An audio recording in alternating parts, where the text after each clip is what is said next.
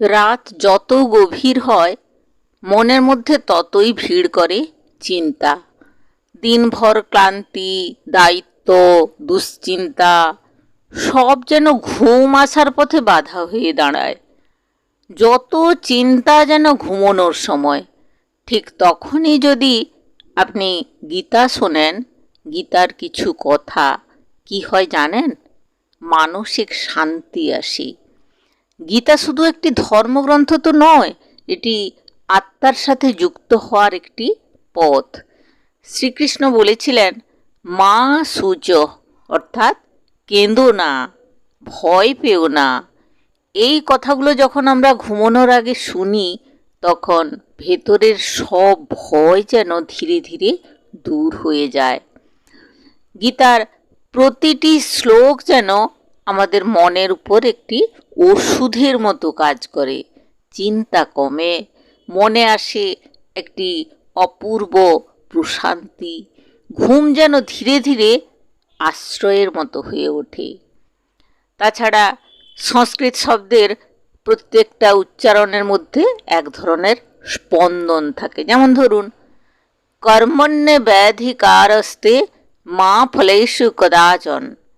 এই যে উচ্চারণ, এটি মস্তিষ্কের সেই অংশকে সক্রিয় করে যেখান থেকে প্রশান্তি আসে।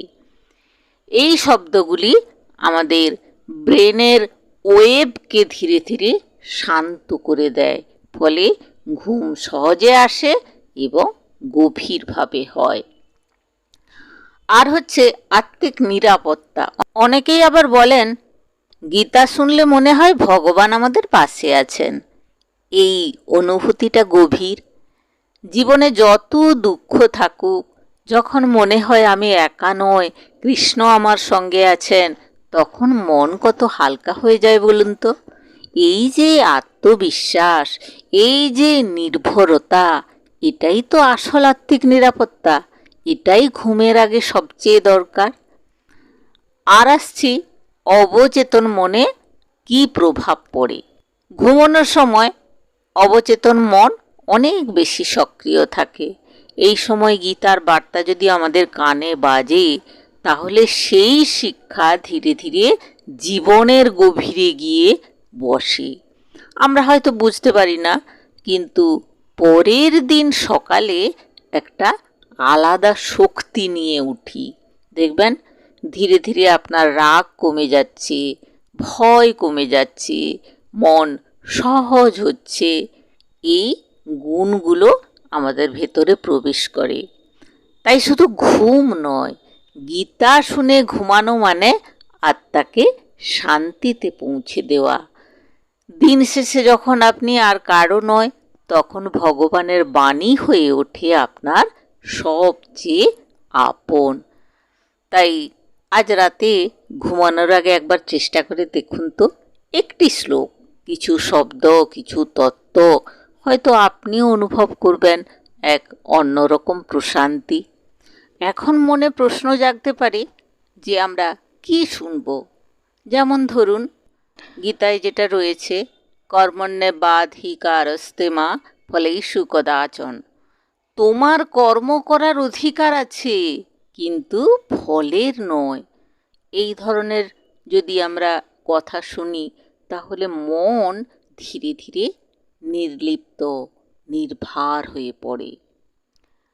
এই শ্লোকগুলো যদি আপনি শোনেন, তাহলে মাঝে মাঝে ধ্যানের পরামর্শ দেয়, শ্বাস প্রশ্বাসের অনুশীলন, আমি আত্মা, আমি দেহ নই, এইসব উপলব্ধি ঘুমকে গভীর করতে সাহায্য করে।